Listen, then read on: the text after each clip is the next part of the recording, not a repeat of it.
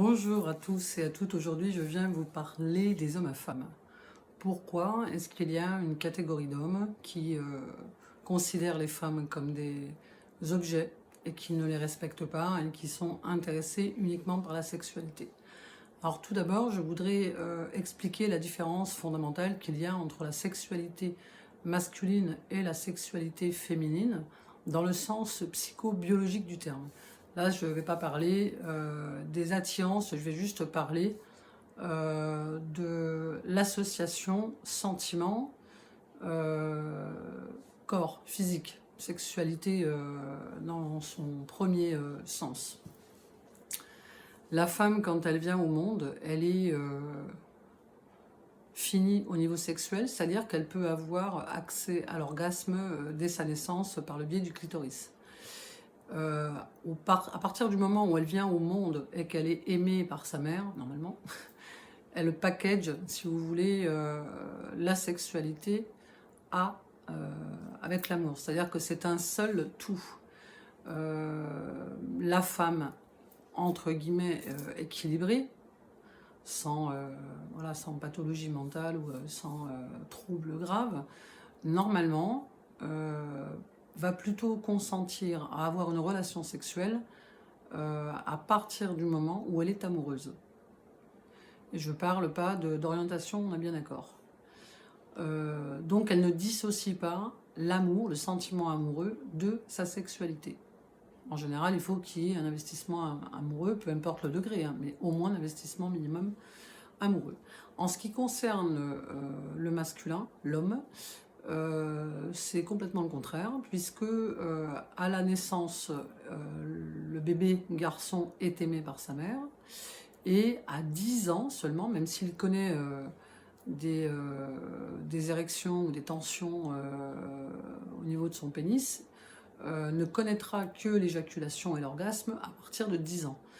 Ça fait que pour l'homme, l'amour, le sentiment amoureux et la sexualité sont deux éléments totalement dissociables. C'est-à-dire qu'un homme peut très bien être très amoureux de quelqu'un et avoir des relations sexuelles avec quelqu'un d'autre, c'est possible. Voilà, ça pose pas de problème particulier puisque pour lui c'est dissocié. Alors évidemment, dans un couple hétérosexuel, un homme avec une femme, la femme va projeter sur l'homme le fait que s'il a une relation sexuelle avec une autre personne, c'est qu'il n'aime plus sa partenaire, ce qui est faux. Mais bon, c'est comme on juge toujours l'autre d'après soi, on utilise toujours le système de la projection pour juger une situation. Voilà, des fois, ça pourrait être, on pourrait venir arranger des histoires de couple avec des histoires d'infidélité parce que effectivement, il n'y a pas d'investissement amoureux du tout, il y a peut-être une carence sexuelle à l'endroit du couple d'origine. Alors, on en vient au sujet que je voulais aborder aujourd'hui, c'est-à-dire pourquoi les hommes à femmes, pourquoi les hommes, certains hommes se comportent avec les femmes comme si elles étaient des objets sexuels uniquement. La simple et bonne raison, c'est souvent le produit et le résultat d'une mère froide, d'une mère toxique, d'une mère non aimante, qui va du coup chez le fils, ou si vous voulez chez l'enfant garçon, il va avoir une représentation de la femme qui est castratrice, dominatrice, froide, rejetante et qui exerce surtout un pouvoir sur lui. Donc, si il est lui-même victime d'une mère de ce type-là, qui a pris le pouvoir sur lui, enfant, et qui n'était pas dans l'amour, on est bien d'accord, la possession n'est pas l'amour. Je vais être bien clair là-dessus, parce que quand j'entends souvent des gens me dire « ma mère est très protectrice », voilà, j'ai toujours un doute sur l'intention de la protection. Est-ce que c'est aimante dans le sens chaleureuse, avec le cœur en exercice dans la relation, ou alors c'est je réponds à tes besoins, je te surveille, tu es ma chose, mon objet.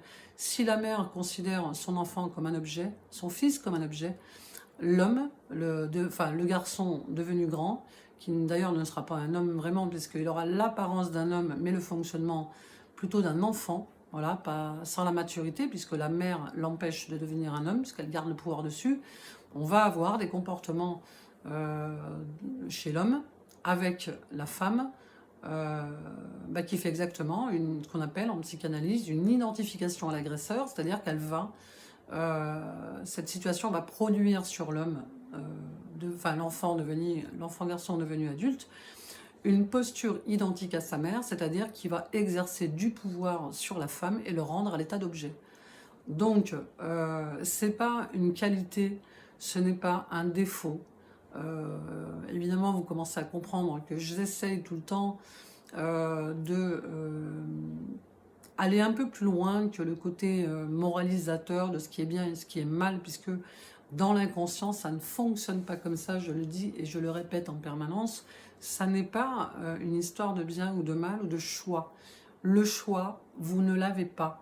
Ou vous êtes réactif, ou alors vous avez fait un travail toute votre vie sur vous qui fait que, effectivement, vous pouvez commencer à entrevoir la possibilité du choix, mais je redonne les mêmes exemples. Quand vous aimez une musique, vous ne choisissez pas de l'aimer, vous constatez que vous l'aimez, et dans les relations amoureuses, vous ne choisissez pas d'aimer, vous ne choisissez pas d'être attiré, c'est faux. Voilà, c'est une histoire qu'on se raconte.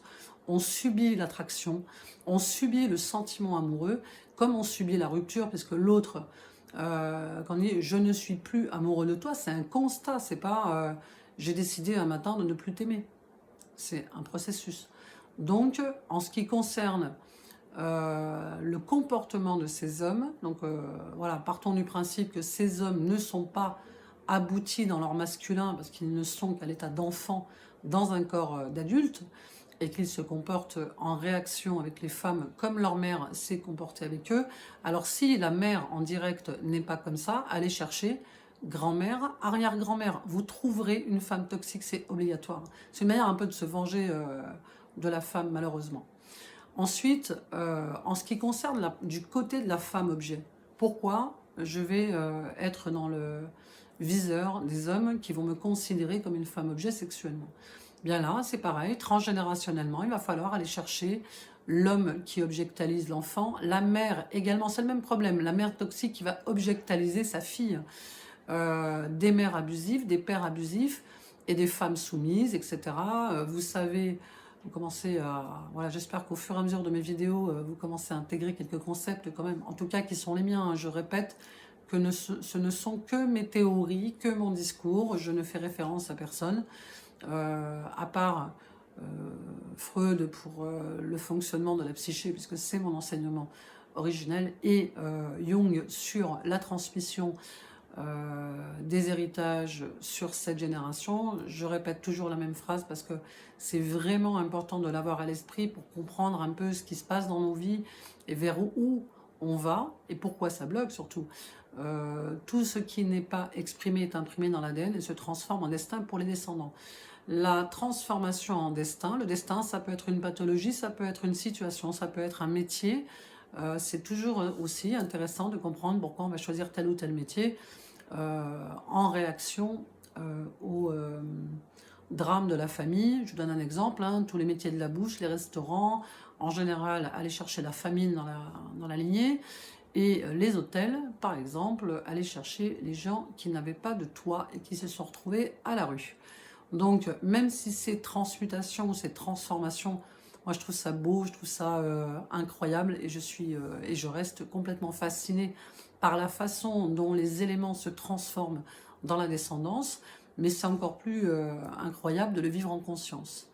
Alors, si vous avez sur votre chemin, en tant que femme, une récurrence sur des relations avec des hommes qui vous maltraitent ou qui vous traitent comme des objets sexuels, n'allez pas accuser l'autre du message que vous émettez inconsciemment. Guérissez le féminin en vous. Allez un peu regarder dans vos ancêtres directs. Alors, des fois, on me parle d'oncle. Non, non, c'est toujours en direct, sauf si vous portez le prénom de l'oncle. Mais c'est toujours mère, grand-mère, arrière-grand-mère sur cette génération des deux côtés. Si vous êtes numéro 1 de fratrie, que vous avez le visage de votre papa, c'est que vous êtes majoritairement héritière de la lignée paternelle. Si vous êtes... si vous ressemblez physiquement du visage à votre maman, vous êtes en numéro 2, vous dépendez essentiellement de la lignée maternelle. Et après, bon, il faut compter les fausses couches, il faut compter les IVG, il faut compter absolument tout pour déterminer la place. Mais c'est vrai que le caractère physique du visage va souvent vous donner, alors si vous avez les deux, c'est que vous avez pris fromage et dessert des deux côtés. Donc, travaillez sur le féminin sacré chez vous pour vous attirer des hommes respectueux. Vous les hommes, alors après je sais bien qu'il y a un bénéfice secondaire à ne pas avoir des femmes de pouvoir en face, mais à la fois, vous voyez bien qu'au bout du compte, euh, vous n'êtes pas très intéressé par la femme soumise, parce qu'au bout d'un moment, c'est pas très intéressant. C'est pas très, on a envie d'avoir une femme mature en face, ça fait un peu femme-enfant. Soignez les mères, les hommes et les fils qui ont souffert d'une mère toxique. Soignez votre masculin, développez votre masculin adulte, parce que le couple n'est pas un duel, n'est pas un lieu d'affrontement. Il faut aussi regarder le programme du mariage qui est bien souvent malheureusement corrompu.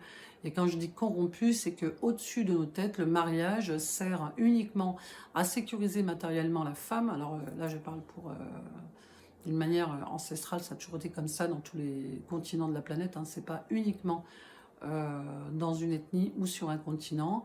L'homme a la fonction de sécuriser matériellement sa femme et la femme a le devoir de se soumettre sexuellement au travers du devoir conjugal, j'en parle souvent, et de donner des descendants au nom.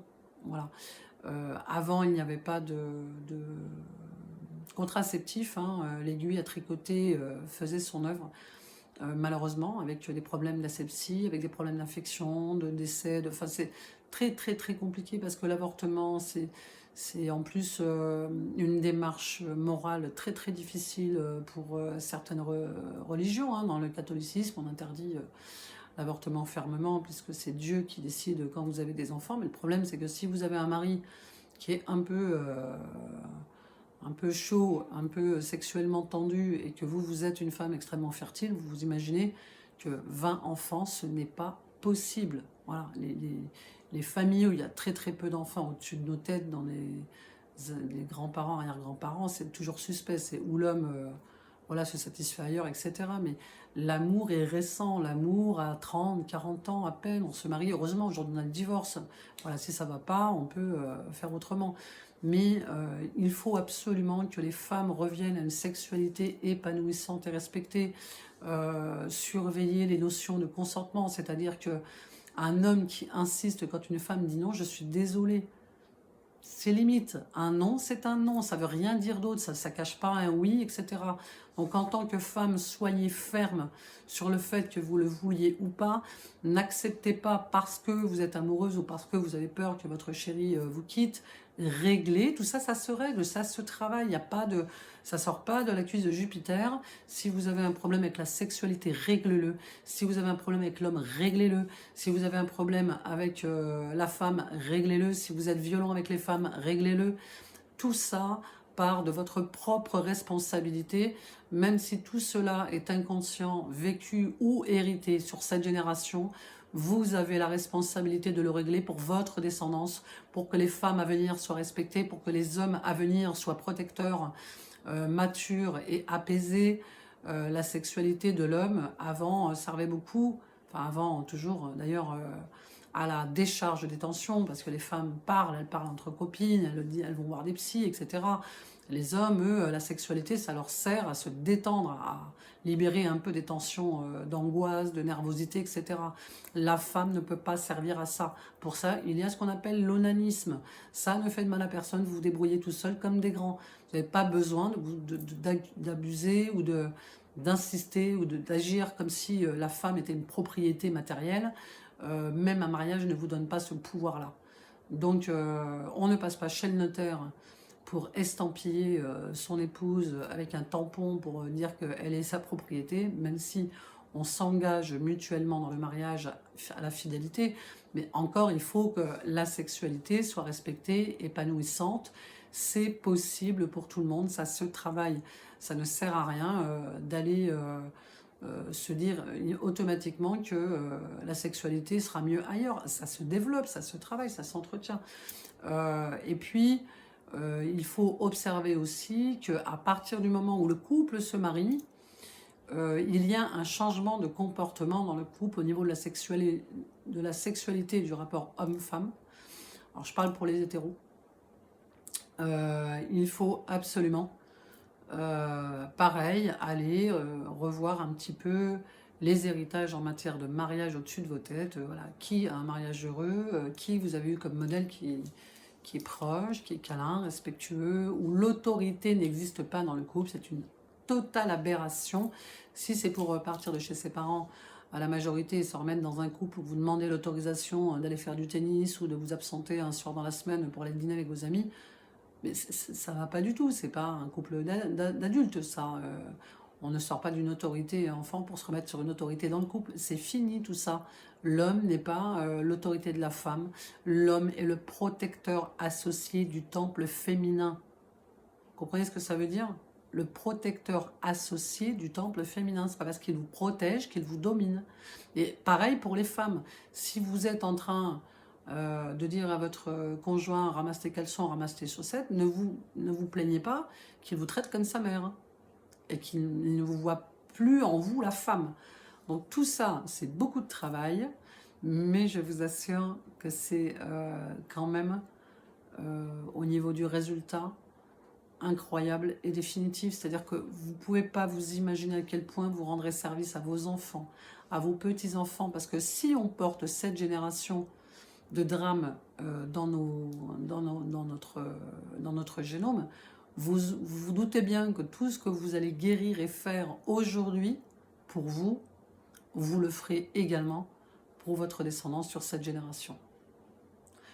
Je prône la responsabilité consciente et inconsciente de tous pour qu'on puisse avoir une descendance qui soit épanouie dans les couples, pour avoir des femmes qui soient épanouies sexuellement, pour avoir des hommes heureux de rentrer et de retrouver leur chéri, qu'il soit masculin ou féminin, c'est pas le propos, mais de l'amour, travailler pour que l'amour reprenne sa place au cœur des couples, au cœur des familles, et qu'on arrête d'opposer systématiquement le féminin au masculin dans un sens ou dans l'autre. Voilà, ça ne sert à rien de basculer dans